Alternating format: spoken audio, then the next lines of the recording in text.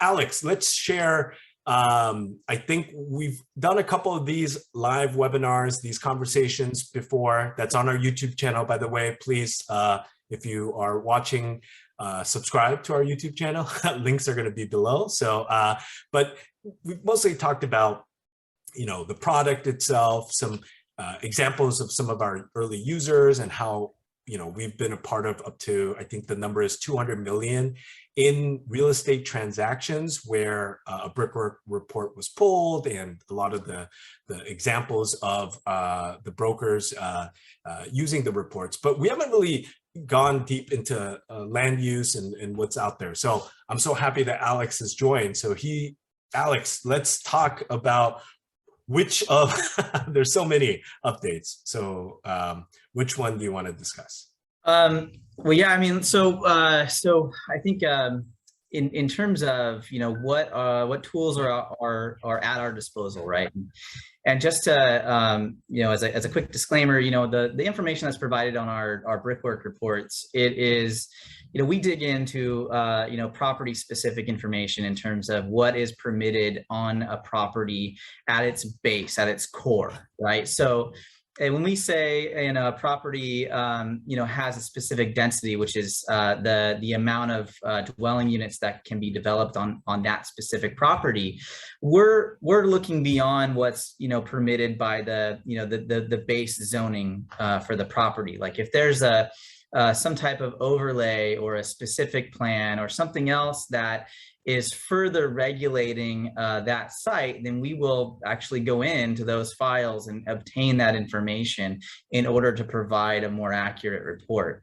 And then beyond that, in our reports, we provide what is permitted as like a by right. And typically that means in the state of California, and more specifically in LA County or LA, it means density bonus, the state density bonus program.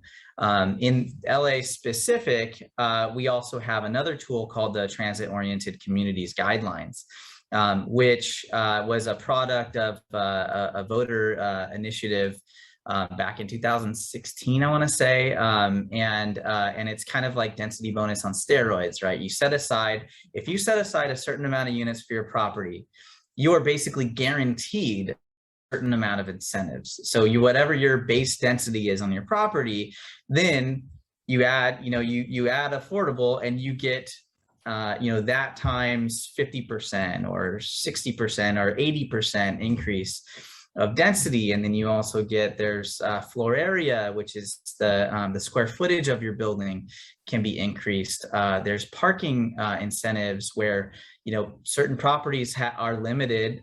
Sometimes, some of my clients come to me. Just recently, I had a project where they were looking at a site that they wanted to put in 50 plus units, and they're struggling over the parking requirement. They can't get past, because the project is going to have to provide a certain amount of parking stalls, and they just can't, they can't include so many parking stalls within the the project for it to pencil out with the kind of density that they want. So, so within our reports, we provide this, this information, and we do that for a reason, because you're basically guaranteed this, right? These incentives with density bonus. There are density bonus, that program from a statewide level has been updated and modified, throughout the years. And it seems like every year now there's a whole slew of new Senate bills and Assembly bills that come through that provide new incentives, and a lot of times they're based on the type of project.